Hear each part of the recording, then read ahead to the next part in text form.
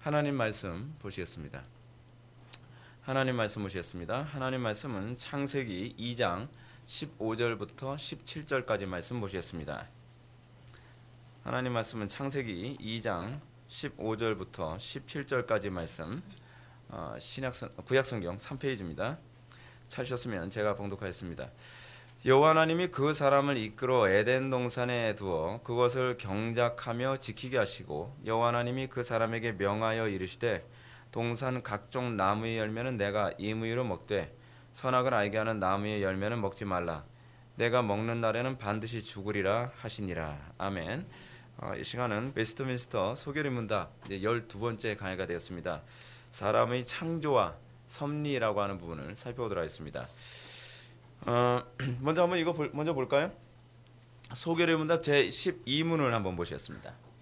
소결의 문답 제 12문, 제가 질문할 테니까 여러분들 대답해 주시기 바랍니다. 사람이 창조받은 지위에 있을 때에 하나님께서 그를 향하여 섭리하시는 중 어떤 특별한 행동을 하셨는가?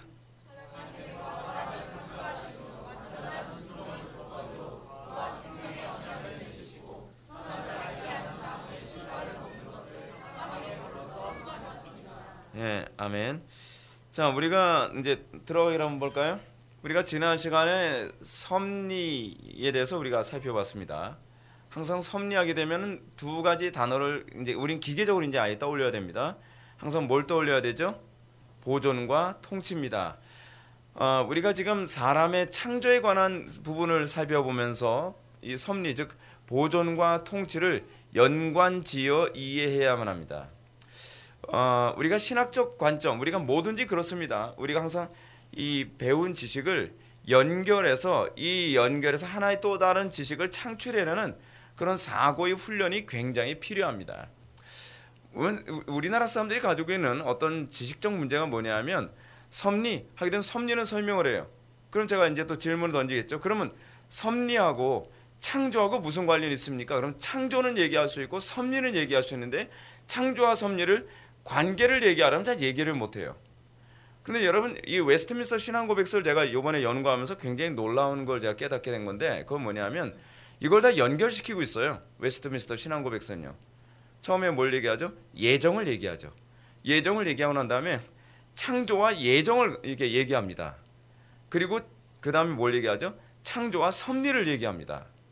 그리고 나서 오늘 얘기하는 것이 뭐냐면 그 창조, 이제 그 창조 중에서 천사 창조는 사실은 대결의 문답에 나오지만 소결의 문답에는 천사 창조에 관한 얘기를 언급하고 있지 않죠. 천사 얘기하게 되면 두 가지 천사를 동시에 얘기하는 겁니다. 사탄과 그리고 천사를 얘기하는 거예요. 이 두 종류의 영적인 피조물의 창조에 관해서는 언급하지 않지만 인간의 창조에 관한 얘기를 하면서 이것이 섭리와 어떻게 연결되는가, 그리고 이것이 섭리와 연결되면서 인간 창조, 섭리, 그리고 자동적으로 이것이 어떻게 예정과 관련을 맺고 있는가를 이렇게 딱 조합을 하고 있어요. 그러니까 제가 지난 시간에도 여러분들한테 말씀드렸습니다. 예정만 이해해서는 이해가 잘 안 돼요. 그러니까 우리가 단편적으로는 이렇게 배웁니다. 예정을 배우고 섭리를 배우고 창조를 배웁니다. 근데 웨스트민스터 신앙고백서는 이 예정, 창조, 섭리를 얘기하면서 이거를 꾸러미로 꼬아서 마치 진주도 꿰어야 보석이 된다는 식으로 이거를 꿰어서 하나의 개념을 우리들에게 잘 전달해주고 있습니다. 어저께도 그저께 목사후보생 교육을 하면서 목사후보생 교육에서 개념 얘기를 했더니 뭐든지 개념이에요. 농담 삼아서 다 개념이에요. 짬뽕도 개념이야. 그러면서 계속 모든 걸 이제 개념으로 얘기한. 그러니까 좀 재미있었어요. 굉장히 재미있었습니다. 그 개념이 만들어지는 방법, 그리고 논리적으로 말하는 방법, 이런 부분을 이제 얘기를 했더니 목사 후보생들이 굉장히 관심 있게 많이 듣기도 하고, 또 한편으로 또 굉장히 어려워하는 부분도 있긴 있었어요. 왜냐하면 철학적 훈련이 안 된 그 후보생들도 있다 보니까 굉장히 좀 어렵다는 그 말도 있긴 있었는데, 제가 이제 그 학술 동아리를 제가 맡게 되면 좀 그런 부분을 좀 많이 좀 자극을 좀 줄까 지금 생각을 좀 하고 있습니다. 자, 한번 제가 먼저 읽어볼까요? 지난 시간에 우리는 섭리에 대해 살펴봤습니다. 섭리를 이해하기 위해서는 반드시 보존과 통치를 기억해야 되죠. 그리고 이 보존과 통치는 하나님의 선하신 예정을 이루는 데 초점이 맞춰져 있습니다. 예정만 생각을 하면 안 되고요. 이 예정이 보존과 통치를 통해서 이루어지는 거예요. 이걸 잘 기억하셔야 돼요. 이거 오늘 계속 반복할 겁니다. 리빙스턴이 말했죠. 사명자는 사명을 감당하기 전에는 죽지 아니한다. 여러분 이게 바로 예정하게 되면 뭐라 그랬죠? 하나님의 선하신 작정을 의미한다 그랬죠. 항상 예정, 작정 같은 개념이거든요. 예정하게 되면 뭘 얘기해요? 우리는 예정하게 되면 자꾸 뭘 떠올립니까? 어떤 일이 이루어지기로 정해져 있어. 근데 사실은 예정이 의미하는 더 명확한 의미는 뭐냐면 하나님의 선하신 작정대로 모든 게 된다는 얘기예요. 그래서 리빙스턴이 뭐라 얘기해? 하나님께서 작정하신 바가 있기 때문에 하나님의 작정을 이루기 전엔 내가 죽지 않게 되어 있다는 거예요. 예정을 얘기하는 거죠. 작정을 얘기하는 겁니다. 근데 여기서 뭘 얘기하는 거예요? 이 말 속에 죽지 않는다라는 말은 뭐가 내포되어 있어요? 보존이 내포되어 있는 거죠. 그러니까 여러분들 제가 눈이 그런 말씀드리죠. 우리는 철학적으로 사고하는 것에서 이제는 신학적으로 사고하는 훈련이 돼야 돼요. 그랬을 때 우리의 사고가 정말 거룩하고 경건하게 사고하게 됩니다. 하나님은 당신의 선하신 예정을 이루시기 위해서 만물을 보존하시고 통치하십니다. 그러니까 모든 것이 어떤 사람이 죽지 않게 됐다. 그건 하나님의 예정과 하나님의 작정 때문에 그런 거예요. 그 보존하시는 거죠. 그리고 통치. 좀 이따 제가 설명합니다.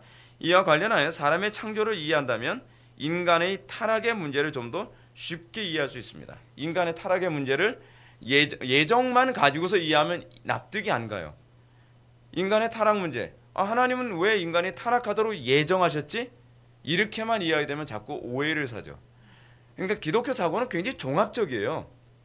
그러니까 하나님의 사고가 우리처럼 단편적이지 않거든요.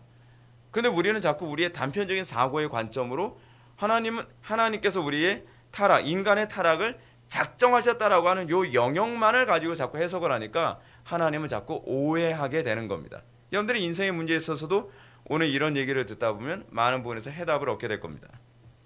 다음 한번 볼까요? 우리가 하나님의 예정과 섭리를 믿을 수 있는 이유가 무엇인가? 자, 중요한 건 이겁니다. 하나님께서 모든 것을 예정하시고 작정하셨어요. 오케이, 그 인정해요. 근데 우리는 예정하고 작정했느냐가 중요한 것이 아니라 그 예정과 작정이 정말 선하고 정말 믿을만하고 정말 그것이 지혜로운 것인가에 관한 부분이 이게 더 중요한 것 아닙니까? 그렇지 않아요? 예를 들어서 어떤 사람이 무엇을 하기로 작정했어요. 예를 들어서 제가 어떤 일을 하기로 작정했단 말이에요.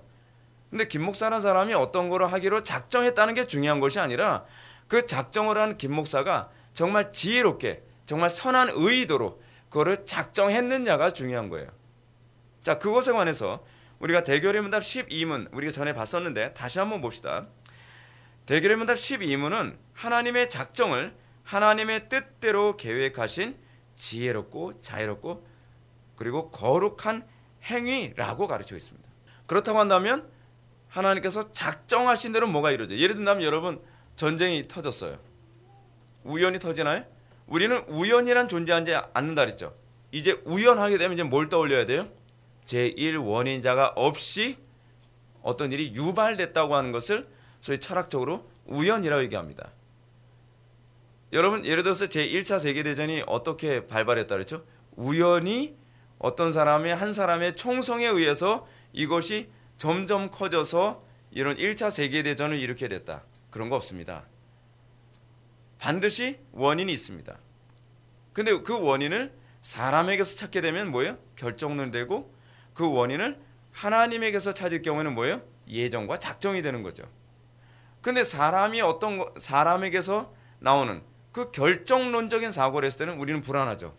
그렇죠? 왜냐하면 그 어떤 결정적인 사고가 선하신 어떤 주권자, 지혜로운 어떤 주권자에 의해서 진행되는 것이 아니라 그것이 어떤 선한 결과를 초래할지 어떤 악한 결과를 초래할지 우리가 알 수가 없어요. 그럼 어떻죠? 우리는 그 결과에 대해서 항상 불안하죠. 단편에 한번 예를 한번 들어볼게요. 여러분들 시험을 봤어요. 근데 시험을 잘 못 봤단 말이에요. 시험을 잘 못 봤을 때 우리는 어때요? 불안하죠. 내 인생은 어떻게 되는 거지? 특히 우리나라 사람들은 시험 하나 잘못 보면 인생이 다 끝난 줄 알잖아요. 내 인생 어떻게 되지? 불안하죠. 근데 우리가 하나님의 선하신 작전 가운데 모든 것이 이루어진다고 생각했을 때 우리 거기서 어떻게 해요? 안식할 수 있죠. 어떻게 안식해요? 믿을 때만 안식을 해요. 안 믿으면 머리로는 알아도 안식이 안 되죠. 근데 믿게 되면 어떤 현상이 나타나냐면 그래도 하나님께서 선하신 뜻 가운데에 나한테 이런 환경을 허락하셨을 거야. 거기서 우리는 안식하게 되죠.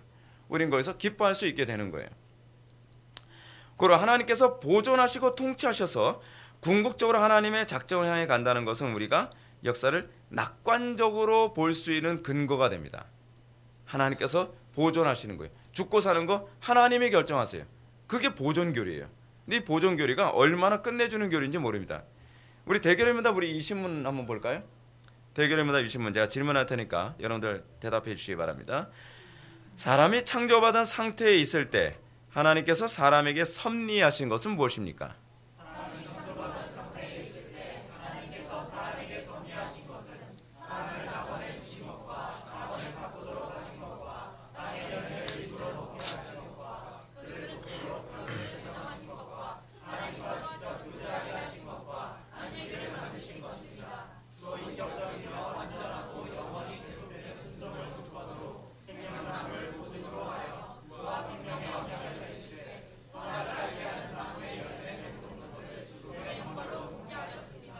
예, 우리가 이 창조 사건을 단순히 창조 정도로만 이해하면 안 됩니다. 제가 이제 누누이 말씀드리는 것처럼 성경을 이해하는 데 있어 가장 중요한 전제는 창세기 1장부터 11장입니다. 더 좀 좁혀서 얘기하면 1장부터 3장까지입니다. 그러니까 이 창세기에서 1장부터 3장만 없어도요, 성경은 이 납득할 수 없는 게 돼버려요. 그래서 끊임없이 자유주의 신학자들은 성경의 이 창세기 1장부터 3장, 더 나아가서는 1장부터 11장의 이 창조 사건을 그 비역사성으로 자꾸 보려고 합니다. 이거 역사적 사건으로 봐야만 신구약 성경 전체가 다 풀리는 거거든요. 근데 예수님부터도 아담 사건을 역사적 사건으로 말씀하고 계시거든요. 소돔과 고모라 성 사건 다 역사적 사건으로 예수님이 말씀하고 계시죠. 성경에 나오는 모든 것을 예수님이 역사적 사건으로 얘기하고 있는데 하다못해 J.I. 패커 같은 경우에도 창세기 1장부터 12장까지의 내용을 상징으로 자꾸 보죠. 뭐 모세의 기록이라고 하는 것까지는 동의할지 모르지만 이것이 모세가 어떠한 어떤 교육을 위해서 상징적인 어떤 얘기를 만들었다라는 식으로 얘기하고 있는 거예요. 굉장히 심각한 겁니다. 그렇게 되면 인간의 원죄에 관한 문제도 피상적인 게 돼버려요. 실제적인 것이 아니라 피상적인 것으로 그렇게 납득되어지게 되어집니다. 그래서 우리가 신앙적 전제를 딱 세울 때에 1장부터 11장에 나오는 내용을 누가 뭐라고 하더라도 역사적 실제 사건이라는 것에 절대로 흔들려서는 안 됩니다. 거기서 모든 신학이 다 출발하게 됩니다. 사람이 창조받은 상태에 있을 때 하나님께서 섭리하신 것이 뭐라고 얘기합니까? 섭리하게 되면 딱 떠올려야 되는 게 두 단어라 했죠? 보존과 통치. 그럼 나머지 얘기는 다 뭐 얘기하는 거예요? 어떻게 보존하시고 어떻게 통치하셨는가 그 얘기하고 있는 거예요. 그죠? 자, 그러면서 다음 한번 넘어가 볼까요? 대교리문답 18문에서 우리는 하나님의 보존이 하나님께서 통치하시는 어떤 언약 속에 있는지 살펴보게 됩니다. 자, 무엇보다 마지막 부분에서 죽음의 형벌. 죽음의 형벌은 뭐예요? 이 죽음의 형벌이라는 얘기를 우리는 그냥 죽음, 뭐 지옥 이렇게 떠올리는데 섭리라고 하는 관점에서 보면 그게 아니라 보존하지 않는 대상이에요. 그러니까 보존이 허용되지 않는 예외 조항 이렇게 이해를 하시면 이제 섭리라는 관점에서 좀 더 선명하게 보이죠. 하나님께서 누구는 보존하시기로 보존을 계속 유지하기로 하셨고 누구는 보존하지 않기로 했어요. 생명나무의 실과를 따먹는 사람은 어떻게 해요? 영원히 보존하게 하셨죠. 그렇죠? 영원히 보존하게 하셨어요. 그걸 우리는 영생이라고 얘기합니다. 영생에 관한 얘기는 뒤에서 좀 더 자세하게 다루게 돼요. 근데 하나님의 그 약속, 하나님의 통치, 명령, 여러분 생명나무의 실과를 따먹을 것인가? 아니면 선악을 알게 하는 나무의 실과를 따먹을 것인가? 따먹으면 생명나무의 실과를 따먹으면 영생할 것이요. 선악을 알게 하는 나무의 실과를 따먹으면 영멸하라, 죽으리라라고 하는 것은 뭐예요? 한마디로 얘기하면 통치와 관련된 거죠. 하나님께서 규범을 정하셨어요. 법을 정하셨단 말이에요. 이 통치를 따르면 영생이고 보존되고 이 통치를 따르지 않으면 너는 보존으로부터 예외될 거야 라고 얘기하는 거예요. 어때요? 그냥 딱 두 개로 딱 표현이 가능하죠. 우리는 방금 대결의문답 18문을 읽으면서 굉장히 길어. 근데 굉장히 긴데요. 딱 두 개예요. 그냥 보존과 통치예요. 어떻게 하면 보존되고 어떻게 되면 보존이 안 되는가. 그것은 통치의 근거에서 결정된다. 요거를 딱 요약한 게 오늘 창세기 15장부터 17장에 관한 내용이기도 합니다. 그러니까 이 섭리라고 하는 이 신학적 관점에서 보면요, 굉장히 선명하게 다 이렇게 잘 보여요. 그러니까 이 신학적 관점을 놓치면 뭔가 장황하고 굉장히 혼란스럽게 여겨지죠. 그리고 정리가 잘 안 돼요. 근데 교리라고 하는 이 체계 안에서 보게 되면 굉장히 이 부분이 정리가 잘 되고 선명하게 보여지게 됩니다. 자, 그래서 그 예외 상태는 뭐라고 얘기해요? 선악을 아는 나무의 열매를 먹는 것, 즉 통치 거부는 보존이 허락되지 않는다. 따라서 하나님과 인간이 최초로 맺은 언약은 결국 보존과 통치로 요약 가능합니다. 근데요, 여러분 이거를 신명기에 나오는 축복과 저주의 언약 있지 않습니까? 그 축복과 저주의 언약도 결국 보존할 것이냐, 보존에서 예외될 것이냐에 관한 문제예요. 너희들이 이러이러하게 살면 내가 너희를 보존할 것이고 너희들이 이러이러하게 살지 않으면 보존에서 예외될 것이다.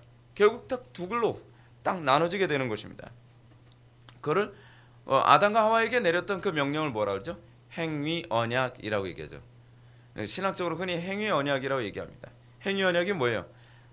순종하면 살고 불순종하면 죽는다. 순종하면 보존되고 순종하지 않으면 보존되지 않는다. 그건 국가적으로도 그렇죠. 하나님께서 이스라엘 백성들에게 뭐라고 말씀하십니까? 신명기에서도 너희들 순종하면 너희가 그 땅에서 삶이 영원할 것이지만 너희들이 불순종하면 어떻게 해요? 너희들의 삶이 거기서 쫓겨나게 될 것이고 먼지처럼 돼버릴 거라고 얘기하시죠. 이게 사실은 율법이 규정하는 아주 중요한 개념이에요. 율법이 규정하는. 또 이렇게도 얘기할 수 있습니다. 우리가 하나님의 그 계명을 잘 따르게 되면 어떻게 돼요? 하나님의 선하신 예정에 참여하게 될 겁니다. 그 선하신 예정에 참여한다는 것은 뭘 얘기하냐면 결국 궁극적으로 창조의 완성이죠. 여러분, 예수님께서 그 말씀하셨죠. 아버지께서 일하시니 내가 지금도 일한다. 안식일의 노동에 관해서 예수님이 그렇게 말씀하시죠. 아버지께서 일하시는 게 뭘 얘기하는 겁니까? 아직 창조가 완성되지 않았다는 겁니다. 근데 그 창조의 완성이 어디서 일어나죠? 이제 새하늘과 새 땅에서 창조의 완성이 일어나죠. 근데 그 새하늘과 새 땅의 창조의 완성에 누가 참여해요? 그의 명령에 온전히 따른 사람들만 새하늘과 새 땅에 참여하는 것 아니겠습니까? 그러니까 우리는 자꾸 뭔가 오해하고 있는 것이 뭐냐면 믿음으로 천국 간다라고 얘기하니까 믿음으로 천국 간다는 걸 오해해요. 오해를. 믿음을 피상적으로 생각을 해요. 그러니까 여러분, 예수 믿는 사람들만큼 흐리멍덩한 인간들이 없습니다. 이 무장되어 있질 않아요. 여러분, 예수 믿는다는 게 뭐예요? 경외하는 거 아닙니까? 하나님을 경외하는 신자의 삶이 어때요? 항상 긴장 상태죠. 프리메이슨도 그 얘기 했잖아요. 프리메이슨도 신앙이란 무엇인가? 이거는 기독교에서 나온 소리가 아니라 그쪽 진영에서 얘기한 소리 아닙니까? 신앙생활이나 긴장 상태다. 여러분, 긴장 상태 없다는 건 여러분들 신앙이 없다는 얘기하고 다를 바가 없어요. 그거는 걔네들도 알아요. 하나님을 대적하는 사람들도 알아요. 그러니까 긴장 상태 없고 느슨한 거 보면 저거 신앙 없구나. 그거는 안 믿는 사람들도 아는데 기독교조차도 그걸 진단을 못 내리고 있어요. 저는 지금 오늘날 이 기독교에 관한 문제가 기독교가 참 심각하다고 저는 생각을 해요. 도대체 뭐가 기독교인지를 개념조차 제대로 정리를 못하고 있어요. 뭐가 기독교인지도 모르고. 그래서 제가 이번에도 이제 그 목사 후보생 교육에서 강의하면서 이제 그런 얘기를 했었거든요. 성경적인 것과 철학적인 것에 관해서 제가 얘기를 하면서 요러요러한 것은 성경적인 것 같이 보이지만 이런 식으로 성경을 해석하게 되면 이건 철학적인 것이다. 그랬더니 굉장히 놀래요. 목사 후보생들이. 그러니까 자기는 성경적일 거라고 생각을 했는데 철학적이다라는 거예요. 이거 얼마나 여러분 많은 사람들이 나는 신앙생활을 열심히 하고 있다고 생각을 하는데 철학을 하고 있는지 몰라요. 자기가 지금 철학자라는 걸 몰라요. 철학을 하고 있는 사람이라는 걸 몰라요. 그래서 뭐예요? 나는 철학을 하면서 천국 간다고 생각하는 거예요. 웃기는 거죠. 여러분, 철학으로 천국 갈 수 있다고 생각하면 뭐예요? 그건 종교 통합이죠. 그래서 종교 통합이 가능한 거예요. 들어보니까 교회에서 가르치는 거나 철학자들이 가르치는 거나 다른 종교나 별반 다를 바가 없더라. 그렇죠? 다를 바가 없죠. 왜냐하면 교회 안에서 가르치는 것이 뭐 성령, 뭐 하나님, 예수님, 뭐 이거 다 삼위일체 하나님 얘기하지만 이걸 철학의 개념을 하나님의 이름에다 둔갑시킨 것뿐이거든요. 뭐처럼요? 황금송아지처럼. 황금송아지에다가 여호와라는 이름만 갖다 붙인 거와 똑같은 거잖아요. 근데 우리는 여전히 예나 지금은 항상 잘 속아요. 여전히 잘 속아요. 앞으로도 잘 속을 것 같아요. 하나님의 영원한 창조에 참여하려면 내가 믿는 믿음이 정말 참 여호와 하나님을 믿는 신앙인가에 관해서 끊임없이 점검해야 돼요. 끊임없이. 자, 한번 봅시다. 다음 한번 볼까요? 태초에 하나님과 사람이 맺은 언약, 이거 행위 언약을 한번 볼까요? 하나님께서는 인간을 창조하시고 우리 마음대로 살도록 하나님께서 방치해 놓지 않으셨습니다. 어떤 한 가지 법령을 제정하셨죠. 그리고 그거 가지고서 언약을 하셨습니다. 이 부분만 한번 보더라도 제가 다시 한번 얘기하고 싶은 게 그거예요. 우리가 칼빈의 기독교 강요를 우리가 얘기하면서 국가를 우리가 살펴보지 않았습니까? 국가는 무엇인가? 칼빈은 국가를 규정하는 데 있어서 핵심을 뭐라고 얘기했죠? 법이에요. 법이 국가예요. 법이 없으면 국가도 없어요. 근데 문제는 뭐냐면 법을 기초로 해서 국가를 이루지 않은 집단이 있어요. 뭐죠? 시민들의 생각을 법으로 만들자고 하는 거예요. 자율법이죠. 그걸 자율법이라고 할 수 있지 않을까요? 객관적인 법을 근거로 해서 나라가 질서정연하게 움직여지는 것이 아니라 국민의 다수가 인민이 어떤 부분을 같은 목소리를 내면 그게 법의 권위보다 더 높다고 생각을 하는 거예요. 여러분, 그렇게 되면 뭐가 되는지 아십니까? 그런 전체주의가 되는 거예요. 전체주의. 기독교에 의해서 소위 오늘날 국가의 기초가 만들어지기 시작을 했습니다. 법을 중요시 여기지 않게 되면 국가는 무너지게 됩니다. 법을 중요시하지 않으면 교회가 무너집니다. 법을 중요시하지 않으면 가정이 무너지게 됩니다. 기독교 신앙의 중요한 핵심이 무엇이냐면 법을 절대시한다는 데 있습니다. 이스라엘은 어떻죠? 법치국가였어요. 고대 근동사회 안에서 법치국가란 존재하지 않아요. 그거는 민주사회에서만, 민주주의 국가에서 일어나게 되는 거거든요. 민주주의라고 하는 개념도 언제 시작됐죠? 프로테스탄티즘, 종교개혁 이후에 민주주의라는 개념이 사실 꽃을 피게 된 거거든요. 그게 왜냐하면 성경이 가르치는 국가의 개념이 법치와 관련을 맺고 있기 때문에 그래요. 법이 모든 것에 우선하죠. 법을 중요시 여기지 않으면 국가는 존재하지 않아요. 그래서 여러분, 에덴 동산을 창설하시고 나서 하나님께서 법을 안 만든 게 아니에요. 신기하죠. 에덴 동산 딱 창설하시고 하나님께서 아담과 하와의 관계에서 법을 정하세요. 먼저. 그게 성경적이에요. 여러분들은 어떤 교회를 원하십니까? 법이 자꾸 이렇게 법을 얘기해야 되면 율법적이야. 그렇게 참. 아니, 그리고 회복의 교회 알아? 그 보면 율법적인 교회야. 율법주의적이야. 아니, 율법이 뭔지도 모르면서 율법주의라고 해요. 율법주의. 그러면 율법에 관심 없는 그 교회는 무슨 교회예요? 무율법주의라는 거 아니에요? 무율법주의. 무율법주의면 도대체 하나님 사랑하는 걸 뭐로 표현하겠다는 거예요?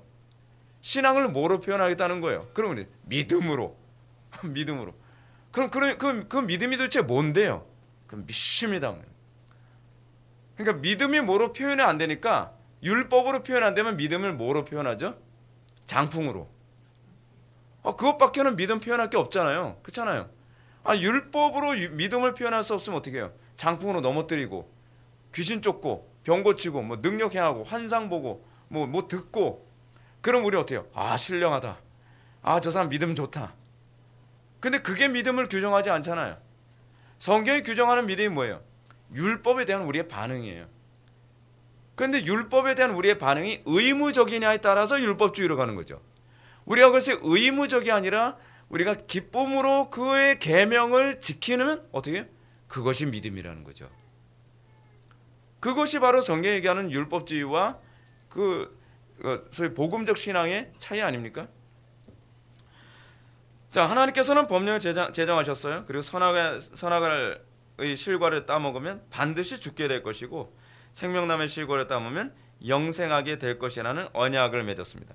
그래서 생명나무와 선악을 알게 하는 나무가 어떤 특별한 마력이 있는 게 아닙니다.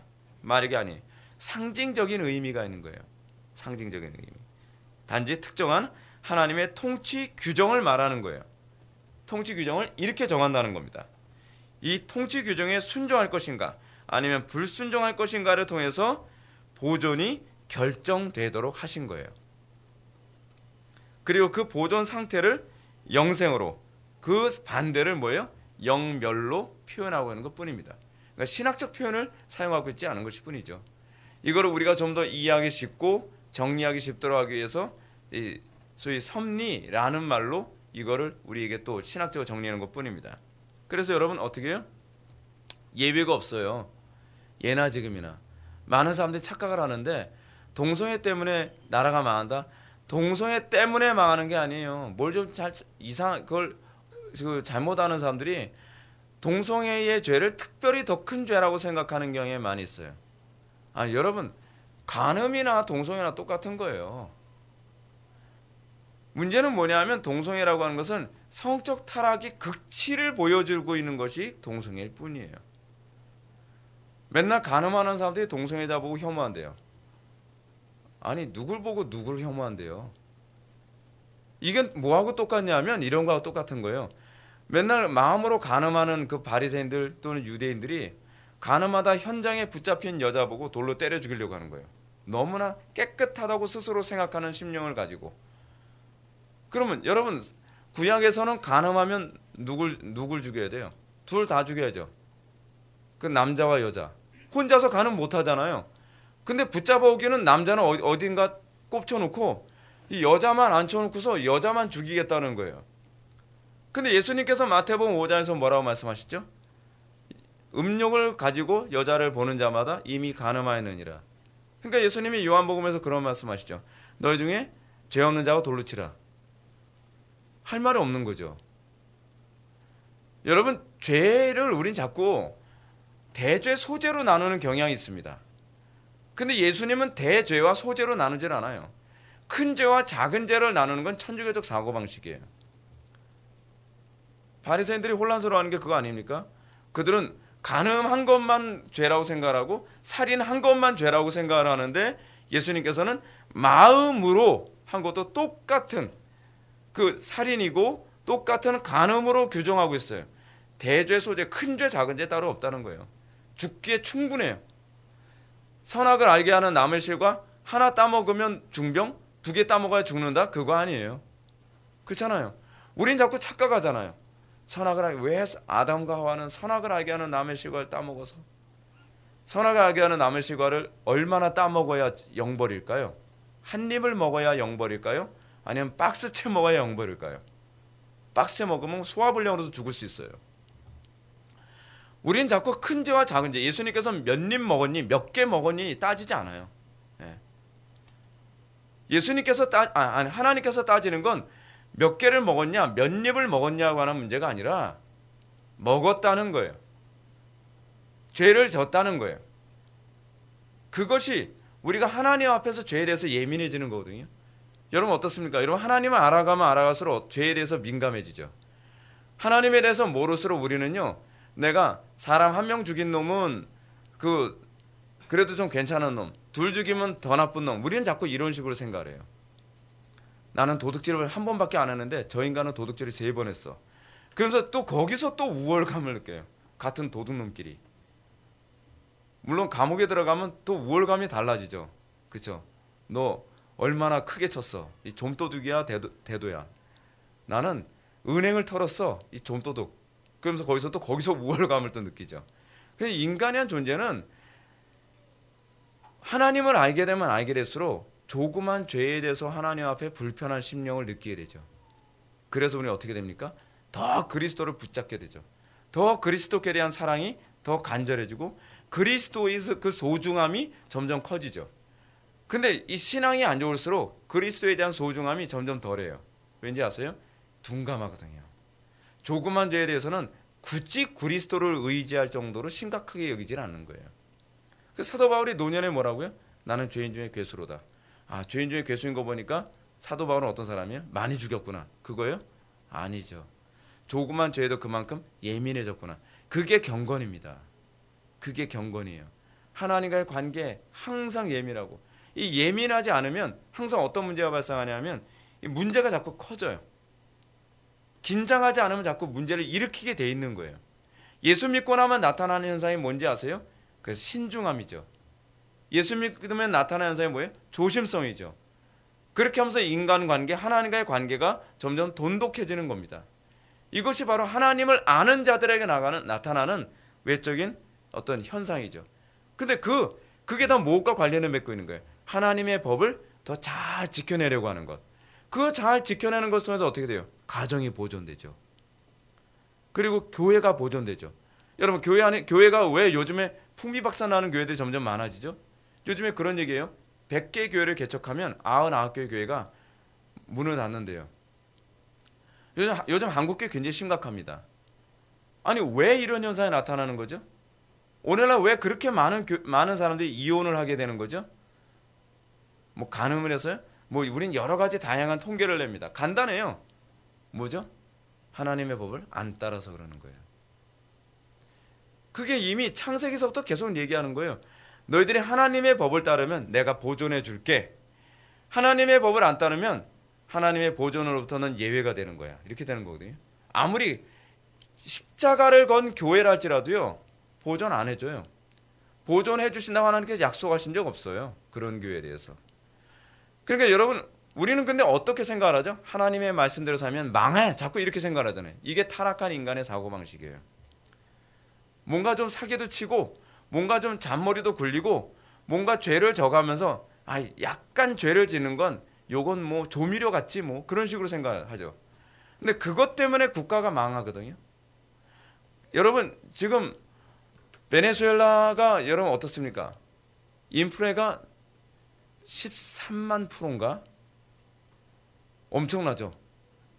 그러니까 인류 역사상 가장 초유의 사태래요. 여러분, 인플레가 13만 %라는 건 들어보셨습니까? 13%도 아니고 130%도 아니고요. 요즘 난리도 아니에요, 베네수엘라 사람들이요.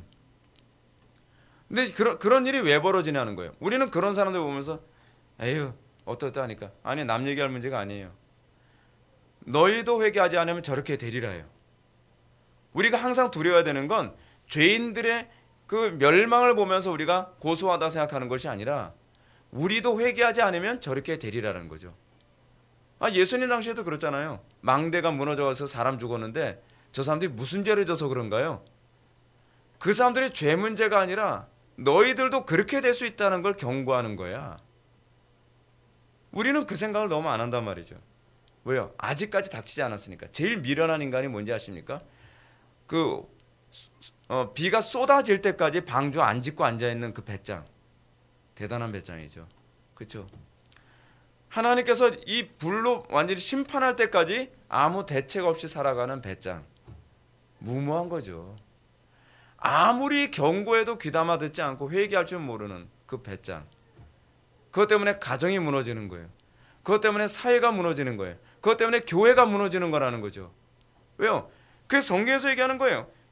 그렇게 해서 보존이 결정되도록 했다는 거예요. 근데 우리는 그렇게 보존이 유지되어진다고 안 믿죠. 믿음이 뭐예요, 여러분? 우리의 보존을 하나님이 규정하신다고 믿는 거 아닙니까? 그걸 안 믿으니까 여러분들 하나님의 법 우습게 여기는 거잖아요. 하나님의 법 안 지켜도 우리는 건강하게 살 수 있고, 하나님의 법 안 지켜도 우리 교회는 잘 될 수 있다고 생각하고, 하나님의 법을 안 지켜도 나는 얼마든지 잘 살 수 있고 우리 가정은 얼마든지 잘 될 수 있을 거라 생각하는 거죠. 그래서 어떻게 해요? 주일 성수 안 하고 가족들끼리 놀러 가죠. 이유가 뭐예요? 우리 가정을 보존하기 위해서요. 그런 교회들 되게 많잖아요. 요즘 우리나라 사람들 돈 많으니까 어떻게 해요? 일주일에 한 번씩, 아니 한 달에 한 번이나 그렇지 않으면 뭐 몇 달에 한 번씩 주일 예배 안 드리고 가족들과 함께 해외여행 한번 갔다 오는 거예요. 빨간 날 좀 금, 토, 주일, 월, 화가 딱 끼게 되면 어떻게 해요? 해외여행 한번 딱 갔다 오는 거죠. 주일 성수 안 하고. 왜요? 이유인즉슨 목사님, 가정이 먼저잖아요. 어디서 많이 듣던 문법 구조죠. 가정이 먼저다. 그래서 교회는 가정이 있어야 교회가 존재하는 거 아닌가요? 뭐 어디서 주워 듣기는 또 논리적으로 또 얘기를 해요. 근데 여러분, 하나님과의 관계가 깨졌는데 무슨 가정이 유지돼요? 그런 가정들의 특징이 뭐죠? 막 우리 가정이 막 아름다운 가정, 서로 같이 여행도 다니고 그러면서 행복한 가정 얘기한다고 하면서 어느 날 갑자기 바람 피고 또 상대편 배우자도 열받아서 태풍 피고 그런 거예요. 네가 바람 폈으니까 난 태풍이야. 그러면서 서로 치고받고 싸우고 그러다 풍비박산 나요. 돈 때문에 싸우고. 아니, 가정을 유지하기 위해서 무슨 해외여행 갔다면서요. 그래서 왜 가정이 왜 파괴되죠? 거기서 교훈을 얻어야죠. 보존을 시키시는 분은 하나님이시지 우리의 방법이 아니란 말이에요. 그리고 그 보존 상태를 영생의 반대로 영멸을 얘기하죠. 여러분, 영생에 관해서 한번 봅시다. 그러면 영생과 영멸은 무엇인가? 이 부분 한번 읽어보실까요? 시작. 요한복음 17장 3절은 영생을 유일하신 참 하나님과 그의 보내신 자 예수 그리스도와 연합됨으로 가르친다. 또 예수님은 그의 명령이 영생인 줄 아노라고 하셨다. 다시 말해서 주님의 명령을 온전히 따라 사는 것이 영생이라는 말이다.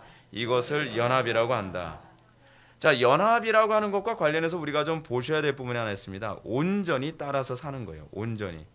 여러분, 이번에 이번에 웨스트민스터 신앙고백서에서도요, 이 온전히 순종하는 것을 얘기하고 있습니다. 여러분, 영생이 뭐라고요? 영생? 하나님과 그의 보내신 예수 그리스도를 아는 것, 연합하는 것. 근데 이게 막연해요. 연합한다. 근데 예수님이 더 와닿게 같은 요한복음 12장에서 이렇게 말씀하셨어요. 그의 명령이 영생인 줄 아느라. 뭐가 영생이에요? 그의 명령이. 뭐 이렇게 말이 이상해요. 우리는 영생이 뭐가 영생이라고 생각했죠? 천국 가는 거. 우리는 영원히 사는 걸 우리는 영생이라고 생각을 했잖아요. 근데 지금 예수님은 뭐라고 해요? 그의 명령이 영생이래요. 문법적으로 좀 말이 이상하지 않나요? 명령이 영생이다. 여러분, 이거요, 기가 막힌 정의예요. 정의는 여러분 어떻게 해야 정의가 구성된다 그랬죠? 정의는 주부와 술부, 주어와 수어를 바꿔도 참이 될 경우에 정의라고 하죠. 영생은 그의 명령이고 그의 명령은 영생이에요. 이제 이렇게 되면 이제 이게 정의라는 거예요. 예수님께서 지금 정의를 하신 거예요. 영생을 정의하신 거예요. 영생이 뭐라고요? 그의 명령이에요. 하나님의 명령을 따라서 사는 것이 영생이에요. 근데 하나님의 명령을 따라서 사는데 어떻게 살아요? 온전히. 온전히 따라 살지 않으면 그건 영생이 되지 않아요. 문제가 거기 있어요. 우리는 신앙생활을 온전히 하지 않으면서 자꾸 효력이 안 나타난다라고 자꾸 얘기해요. 주님의 명령을 온전히 따라서 사는 것이 영생이라고 하는데 그것을 연합이라고 얘기합니다. 그냥 연합이 아니에요. 교회만 다니면 연합이 아니고 믿습니다 하면 연합이 아니고 좀 착하게 살면 연합이 아니에요. 연합이라고 하는 것은 주의 명령을 온전히 따르는 영역만 연합이에요. 그러면 이 연합이란 말을 좀 더 한번 볼까요? 제가 이야기 좀 더 와닿게 제가 설명했습니다. 다음 한번 보시겠습니다. 삼위 하나님을 한번 보게 되면 연합을 이해하게 만드는 것이 바로 삼위일체 하나님의 연합입니다. 여러분, 삼위일체는 연합의 개념이죠. 근데 잘 보세요. 삼위 하나님을 볼 때 성자는 성부의 명령을 어떻게 따르죠? 온전히 따르죠. 온전히 순종합니다. 성령께서는 자의로 계시하지 않고 오직 성자와 성부를 계시하는데 온전히 계시하는데 충실합니다. 이게 연합의 개념이에요. 이렇게 해서 삼위 하나님은 세 분이시면서 동시에 한 분 하나님의 온전한 연합을 이루시죠. 그래서 예수님께서 요한복음 17장에서 뭐라고 말씀하시죠? 내가 아버지 안에, 아버지가 내 안에 있는 것 같이 저들도 우리 안에 있어. 아버지께서 나를 보내신 줄을 세상이 믿게 하옵소서. 상훈회주에 누구를 포함해요? 우리 교회를, 회복의 교회 말고 모든 그리스도인들을 거기에 연합을 시켜서 말하고 있습니다. 이는 우리에게도 동일한 방식으로 적용되죠. 우리는 그분의 뜻에 따르고 순종하고 아버지의 영광을 드러내는 것을 통해 연합을 이룹니다. 이게 연합이에요. 여러분들이 하나님의 뜻에 순종하고 그리고 여러분들에게서 하나님의 영광이 나타난 것이 연합이 됐다는 걸 얘기하는 거예요. 이걸 역으로 보면 영멸은 하나님의 뜻을 거부하고 그분의 영광을 드러내지 못함으로써 생명의 근원 되신 하나님과 분리되는 것입니다. 여러분, 우리가 연합된 상태라는 걸 어떻게 쉽게 알 수 있죠? 하나님의 영광 나타나는 거예요. 근데 하나님의 영광이 어떻게 나타나죠? 제가 지금 역순으로 지금 여러분한테 말씀드리는 거예요. 하나님의 영광이 어떻게 나타나죠? 그의 명령을 온전히 따름으로만 하나님의 영광이 나타나죠. 그렇죠? 여러분, 우리가 신앙생활 하면서 하나님의 형상의 원리가 온전이라는 개념을 잘 몰라요. 그래서 우리가 이제 뒤에 이제 그리스도의 필요성을 이제 보게 되는 거죠. 이제 왜냐하면 꼭 이런 질문이 나와요. 목사님, 누가 온전히 순종해요? 여러분, 누가 온전히 순종하겠어요? 그죠? 누가 온전히 순종하죠? 예수님이. 그럼 우리 이렇게 얘기하죠. 예수님하고 나하고 그 어떻게 연결이 돼요? 우리가 그리스도와 한 몸을 이룸으로 그의 온전함이 우리에게서 나타나는 거죠. 우리가 그리스도와 한 몸을 이뤘다는 것을 피상적으로 생각하면 안 된다는 거예요. 내가 그리스도와 한 몸을 이뤘다고 하는 거 우리는 난 그리스도와 연합됐어. 뭐 말로는 잘 알죠. 그리스도께서 나의 머리 되시고 나는 그분의 몸 되시고 몸 되는데 어떻게 그리스도와 교통이 안 일어나죠? 여러분, 그리스도와 교통이 일어났을 때 나타나는 특징이 뭐예요? 그리스도의 영광이 그에게서 나타나는 거죠. 그리스도와 마음이 같이 공유가 되는 거죠. 그리스도께서 마음 아파하시면 우리도 마음 아프고, 그리스도께서 기뻐하시면 우리도 기뻐하시고, 어떻게 하든지 그리스도를 우리가 기쁘시게 해드리려고 하고, 그리스도는 어찌하든지 우리에게 유익을 주려고 하고. 이해가 잘 안 된다고요? 그러면 부부를 생각하라는 거잖아요. 부부가 어떻게 한 몸을 이룰지로다. 여러분, 어떻게 한 몸을 이뤄요? 옛날에 제가 어렸을 때 아이젠버그라고 하는 그 인형극 비슷한 그런 영화가 있었거든요. 꼭 주일날만 되면 그게 나와요. 주일날. 지금 보니까 재미 되게 없는데 제가 초등학교 때 그게 너무 재밌었어요. 뭐죠? 울트라맨보다 훨씬 유치해요. 예, 훨씬 유치한데 주일학교 예배 이제 갈 때쯤 되면 아이젠버그 한 10분 정도 진행되면 이제 가는 거예요, 제가. 그럼 우리 형님하고 저하고 가기 싫은데 그때 흑백 TV 시절이었거든요. 근데 아이젠버그가 뭐가 나오냐면 거의 영희하고 철수가 나와요. 이름도 되게 좀 유치하죠. 영희하고 철수가 크로스하게 되면 이게 막 그 한 몸이 돼가지고서 큰 공룡 같은 이렇게 공룡하고 싸울 수 있을 정도로 큰 등치에 이제 사람이 딱 되는 거예요. 아이젠버그가. 그래서 막 그 공룡은 너무 웃겨요. 공룡은 별 때리지도 않는데 막 이러고 있고요. 그래서 아이젠버그는 자기 혼자 막 뛰어다니고 막 그러다가 공룡 알아서 죽고 막 그래요. 근데 최근에 제가 이제 우리 애들 보여주려고 했더니 우리 애들도 유치하대요. 우리 애들 유치원 그러니까 초등학교 들어가기 전에 보여줬는데도 우리 애들도 유치해서 못 보겠어요. 근데 우린 되게 재밌게 봤었거든요. 근데 거기 보면 진짜 영희하고 철수하고 이렇게 크로스 딱 하게 되면 한 몸이 되는 거예요. 그러면서 한 몸이 돼가지고서 서로 같은 고통을 느껴요. 근데 여러분, 우리는 그렇게 부부가 결혼하면 여러분 그렇게 안 되잖아요. 여전히 여자고 여전히 남자잖아요. 근데 성경은 왜 한 몸을 이룰지로다라고 얘기하죠? 한 몸이 아닌데, 틀림없이 두 몸인데 뭐 때문에 가는 거죠? 교통 때문이에요. 교통 때문이에요. 신경체계가 하나로 연결되어진 것 같은 현상이 나타나요.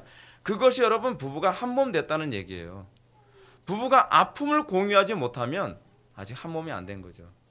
부부가 슬픔을 공유하지 못하면 한 몸이 안 된 거죠. 부부가 기쁨을 공유하지 못하면 한 몸이 되지 못한 거죠. 부부가 같은 문제를 향해서 같이 심각하게 생각하고 같이 그 문제에 대해서 같이 힘쓰게 됐을 때에 그것이 한 몸이 되는 거죠. 여러분, 그것이 하나님께서 우리에게 요구하시는 참된 부부의 모습이에요. 근데 여러분, 우리가 예수님을 신랑으로, 우리를 신부로 성경이 그렇게 얘기하잖아요. 우리가 그분과 결혼하게 된다고 했을 때에 한 몸을 이루게 되었을 때 어떤 현상이 나타나죠? 그리스도의 아픔이 이제는 내 아픔으로 비로소 느껴지기 시작하는 거예요. 그리스도의 슬픔이 이제 비로소 내 슬픔으로 느껴지기 시작하는 거예요. 그리스도의 목적이 나의 목적이 돼가기 시작하는 거예요. 그래서 슬프나 기쁘나 항상 그리스도와 동행하는 삶을 살죠. 그 동행이 그거예요. 그래서 그분의 십자가를 우리도 지고 가는 거죠.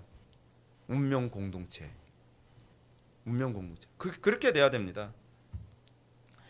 그것을 통해서 내가 영생에 참여했다는 걸 알게 되죠.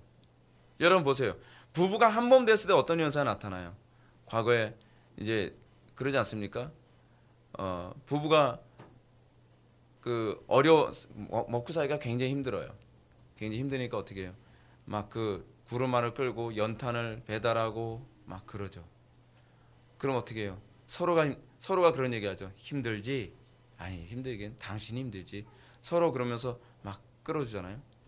끌어주고 밀어주고. 근데 요즘 부부는 안 그렇대요. 서로가 괜찮지? 하면서 서로 손 대는 척만 하고 한쪽은 밀지도 않고 막 정반대로 가고 있는 거예요.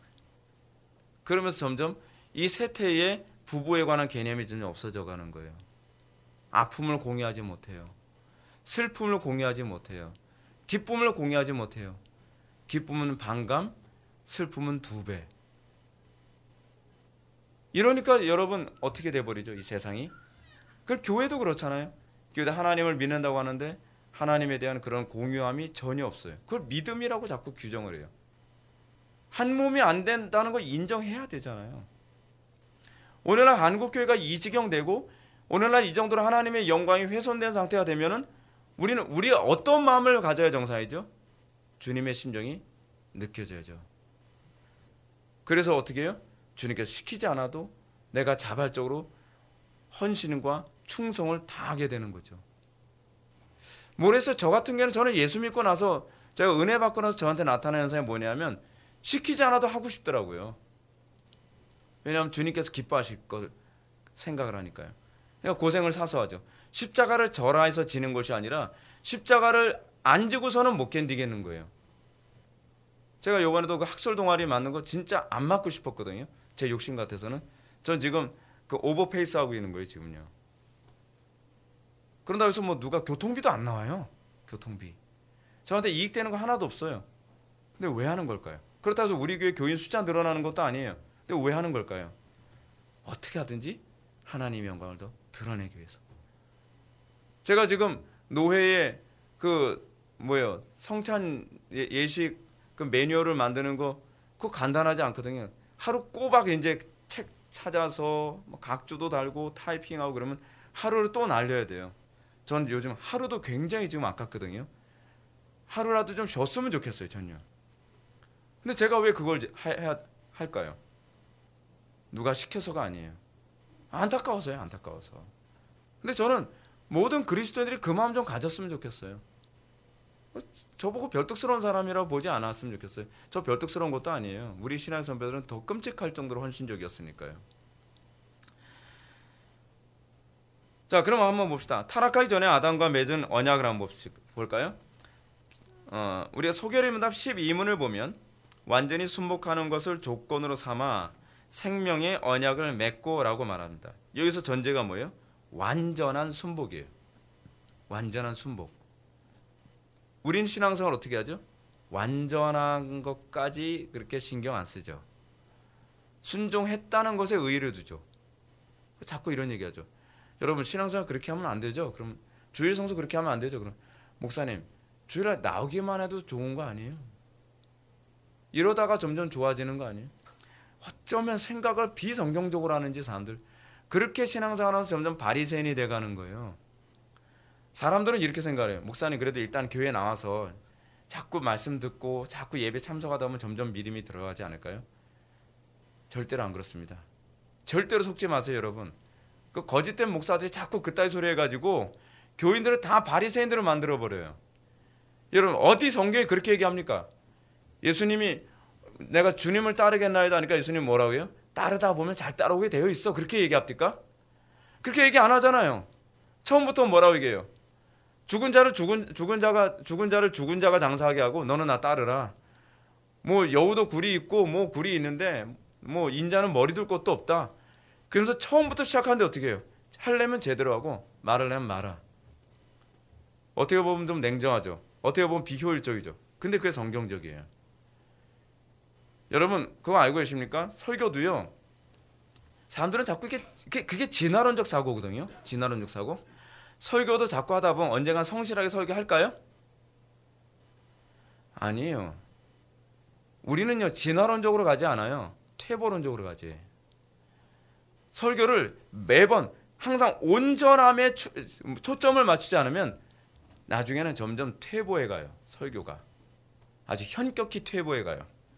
항상 어떤 태도로 설교를 해야 되냐면 완벽하게 설교하겠다라는 마음, 하나님 앞에서 온전한 걸 드리겠다는 마음으로 항상 설교를 해야 조금씩 나아지는 게 그게 바로 설교고, 그것이 바로 하나님께 대한 우리의 순종이에요. 여러분, 순종했다는 것 자체에 의의를 두고 만족하는 사람이요, 회개하세요. 그 여러분 율법주의자예요.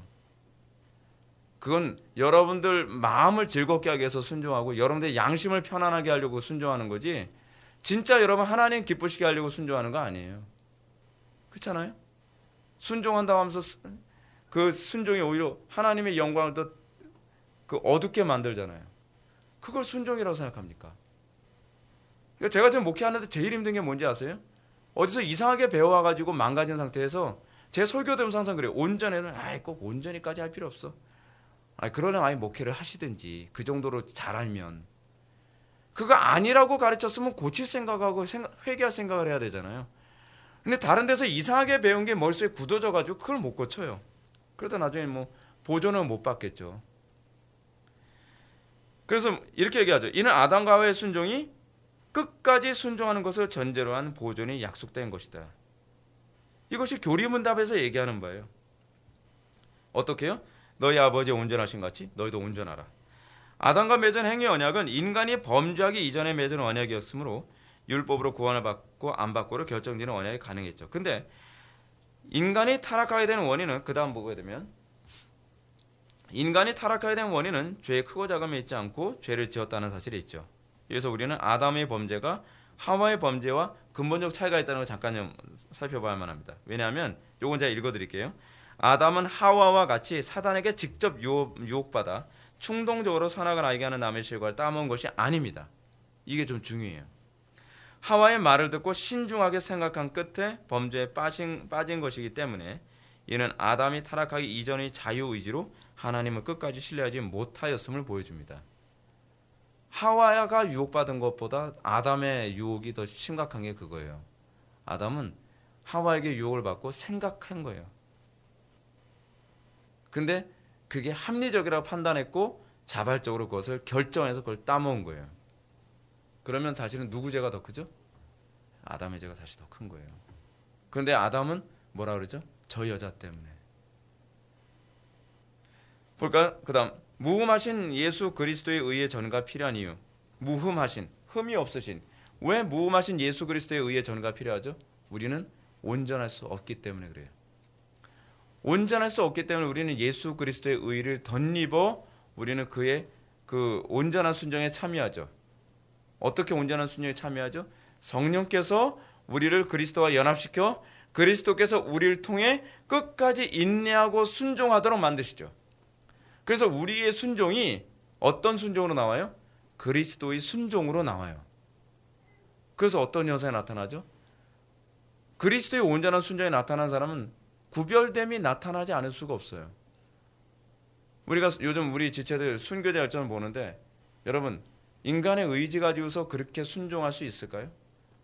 고문을 당하면서도 끝까지 인내하고 믿음을 지켜요. 가난해도 끝까지 인내하면서 믿음을 지켜요. 그리고 핍박을 받으면서 끝까지 믿음을 지켜요. 그거는 정신력일까요? 그럼 천국은 정신력 강한 사람들만 갈까요? 아니죠. 그렇지 않은 사람도 다 천국에 가요. 그렇지 않은 사람들도 그 믿음을 가지고 있어요. 어떻게 가능하죠? 은혜로. 그리스도께서 그 믿음을 갖게 하신 거예요. 그것이 바로 온전한 순종이죠. 그래서 우리가 그리스도와 연합하지 않고서는 우리는 거룩함이 나오지가 않아요. 예수 그리스도 통해 영생에 참여한 교회를 봅시다. 예수 그리스도의 의를 덧입어 영생에 참여한 교회는 이제 구원을 위해서가 아니라, 이 부분 굉장히 중요해요, 그리스도의 통치에 참여하게 됩니다. 여러분, 우리가 영생에 참여하게 되면 어떤 현상이 나타나요? 더 이상 구원을 위해서 신앙생활을 하지 않습니다. 왠지 아세요? 구원 받았기 때문에. 구원받았으면 그 다음에는 그리스도의 통치에 관심을 갖게 되어 있어요. 왜냐하면 이미 보존이 결정됐잖아요. 이미 보존에 대한 확신이 있잖아요. 한번 볼까요? 그렇지 않고 구원에만 집착한다면 그는 아직 영생을 모르는 것입니다. 왜냐하면 무릇 율법 행위에 속한 자들은 저주 아래 있다고 했기 때문이에요. 율법 행위, 내가 어떻게 해야 구원받죠? 계속 그 율법 행위에 관심을 갖는다는 건 모름이에요. 내가 아직 저주 아래 있다는 걸 얘기해요. 근데 여러분, 우리가 구원을 받았다 한다면 어떻게 해야 구원받죠에 관심이 없죠. 그다음 어떻게 하나님의 영광을 드러낼 수 있을까에 관심을 갖게 되죠. 그건요, 신기하게 회심과 동시에 사고가 그렇게 전환돼 버려요. 다윗의 자손 예수의 나를 불쌍히 여기소서 하면서 구원을 받은 사람이, 여러분, 어떻게 해야 구원을 받죠라고 이런 소리 계속 하나요? 이미 내가 구원을 받았는데. 그럼 그 다음부터는 진짜 구원받은 사람은 뭐에 관심을 가져요? 그러면 그 은혜를 베풀어 주신 주님을 위해서 내가 어떻게 살까요에 관심을 갖게 되죠. 이건 안 가르쳐도 그렇게 살아요. 따라서 그리스도와 연합된 존재의 관심은 하나님의 선하신 작정, 즉 하나님의 영광에 참여하는 데 관심을 쏟게 되는 겁니다. 제가 말씀드렸죠. 섭리는 통치와 보존. 근데 그 보존의 목적이 뭐예요? 하나님의 영광 드러내는 데 있잖아요.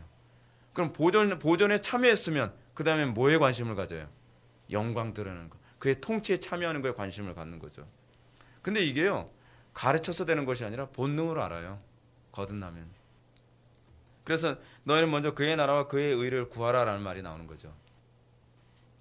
오늘날 선악을 알게 하는 남의 실과와 생명나무는 무엇일까요? 오늘날 선악을 알게 하는 남의 실과는 하나님을 끝까지 신뢰하지 못하고 주님의 명령을 거부하는 것. 쉽게 얘기해서 자기 소견에 옳은 대로 살아가는 것이 선악을 알게 하는 남의 실과입니다. 반면 생명나무는 바로 예수 그리스도의 계시를 끝까지 신뢰함으로써 그의 통치를 따르고 진리와 하나를 이루는 것을 말합니다. 생명나무의 실과를 규정할 때 뭐예요? 그의 통치를 따르는 것. 그는 평생 하나님의 작정, 즉 예정을 이루어 드리는 일을 소명으로 여기며 살게 됩니다. 왜냐하면 보존됐으니까. 보존의 궁극적 목적이 뭐예요? 경작이잖아요.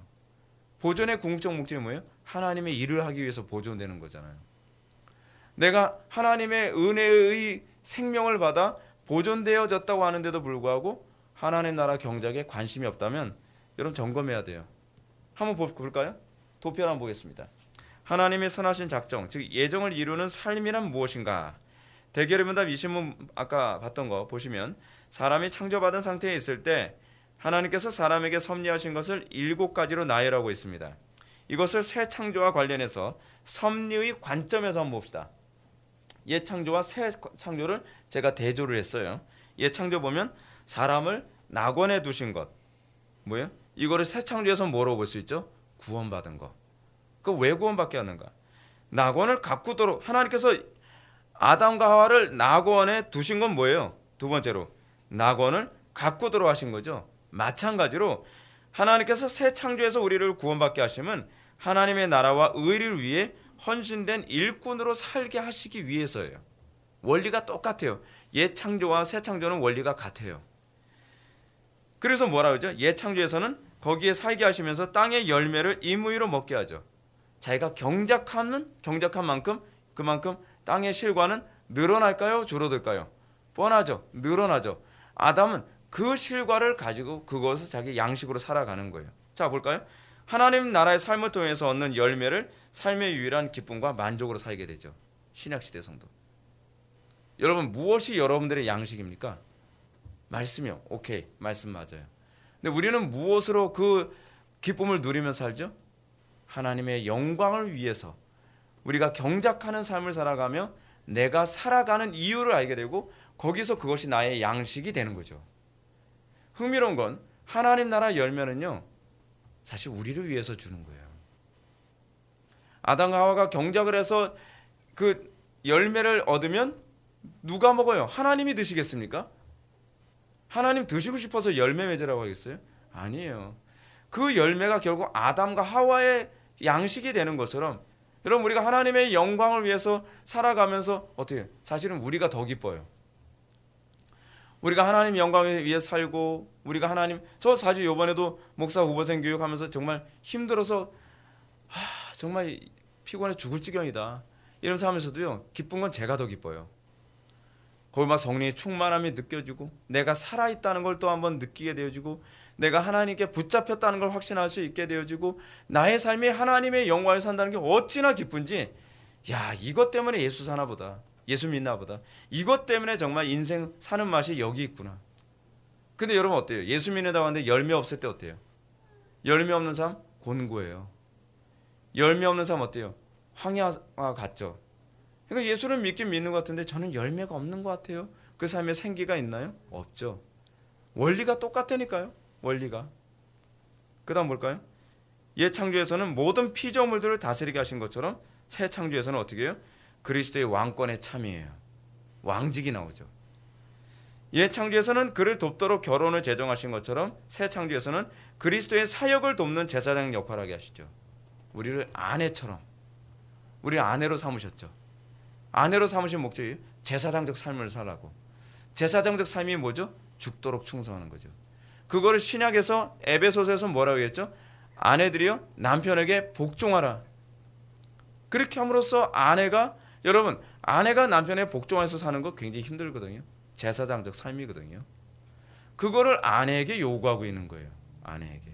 그렇게 하면서 예수 그리스도의 사역에 우리가 뭐예요? 동참하도록 그렇게 하신 거죠. 여섯 번째로, 옛 창조에서는 하나님과 직접 교제하게 하신 것. 새 창조에서는 어떻죠? 그리스도를 통하여 하나님과 교제하는 선지자직에 이제 참여하게 되는 것이죠. 옛 창조에서는 안식일을 만든 것처럼 우리는 영원한 안식에 들어가죠. 그렇죠? 그 안에 기쁨을 누리고 그 안에서 평안을 누리는 거죠. 밑에 당구장 표시 한번 보시게 되면 하나님의 작정, 즉 예정에 대한 이해는 그리스도의 보존과 통치 안에 들어갔을 때 비로소 납득됩니다.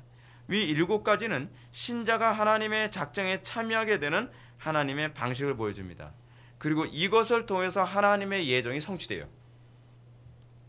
하나님의 예정, 그냥 넉넉히 있다고 예정이 성취되는 것이 아니라 신자들이 이 7가지 이 보존과 통치 안에 들어감으로 하나님께서는 교회를 통해 하나님의 작정을 이뤄가시죠. 그것이 하나님의 작정과 예정을 이해하는 방식입니다. 결론 봅시다. 하나님의 작정, 즉 예정의 문제는 타락한 인간에게 항상 납득하기 어려운 난제로 여겨집니다. 근데 어떤 사람이 항상 납득하기 어렵다고 하냐면요, 하나님의 선하신 창조의 사역에, 그 섭리에, 통치와 보존 안에 들어가지 않은 사람들이 이걸 납득을 못해요. 항상 하나님의 통치와 보존의 사역 안에 딱 들어가면 내가 예수를 믿고 거듭나서 그 보존되어지고 내가 그의 통치 안에서 하나님 나라 사역을 하게 되면 하나님의 예정과 작정이 너무 영광스럽게 보여요. 왜냐하면 하나님의 그 예정과 작정 안에 내가 포함되어 있거든요. 근데 하나님의 예정, 선하신 예정과 작정 안에서 내가 제외되어진 상태 안에서는 납득이 안 가요. 그러면 여러분, 하나님의 예정을 이해하려면 어떻게 해야 돼요? 하나님의 섭리 안에 내가 참여하는 자가 되어야 돼요. 그거 없이 우리 이성으로 납득될 수 있는 영역이 아니라는 얘기입니다. 이 문제는 사람의 창조와 구원의 문제 속에 더 혼란을 주죠. 그러나 이 문제는 하나님의 보존과 통치라는 섭리 안에서만 비로소 이해될 수 있습니다. 하나님의 보존과 통치를 거부하고 스스로 자신을 보존하기 위해, 보세요, 하나님의 보존과 통치를 거부하고 스스로 자신을 보존하기 위해 하나님의 통치를 거부한 사람들은 하나님의 선한 예정 또는 작정을 납득할 수 없습니다. 결코 납득할 수 없습니다. 요즘의 사람들이 문제가 뭔지 아세요? 스스로를 보존하려고 들어요. 하나님의 보존을 의존하지 않고 그 하나님의 통치를 거절하고 내 통치 방식으로 살아가면서 하나님의 작정에 대해 설명해 달래요. 무슨 재간에 하나님의 예정을 제가 설명할 수 있겠어요? 아무리 설명해줘도 이 납득을 못하죠. 왜냐하면 하나님의 통치 보존이 그 사람과 관계가 없기 때문에 그래요. 따라서 하나님의 선하신 작정, 즉 예정을 이해하려면 믿음으로 구원을 받아 하나님께서 사람에게 섭리하신 7가지 섭리 안에 들어갈 때 비로소 선하신 예정, 즉 작정을 납득하게 됩니다. 그래서 어거스틴이 이런 얘기하죠. 이해하기 위해 믿으라. 믿으면 이해되어져요. 하나님의 섭리 안에 들어가면 이해되어져요. 근데 하나님의 섭리 밖에 있으면서 하나님의 섭리 안에 들어갈 생각을 하지 않으면서 내가 이해하겠다? 안 됩니다. 왜냐하면 그 사람은 하나님의 진노의 섭리 안에 있기 때문에 납득이 안 가는 거예요. 기도하시겠습니다. 사랑이 많으신 하나님, 우리가 오늘 시간 하나님의 예정이 하나님의 섭리와 그 작정 안에서 어떻게 인간의 타락을 이해해야 되는지를 우리가 연결해서 살펴봤습니다. 좀 복잡하고 어려운 부분이지만 이 부분을 바르게 이해함으로써 우리가 하나님의 선하신 작정 안에서 하나님의 그 예정을 이루어가는 하나님의 백성이 될 수 있도록 은혜 베풀어 주옵소서. 예수님의 거룩하신 이름으로 기도드립나이다. 아멘.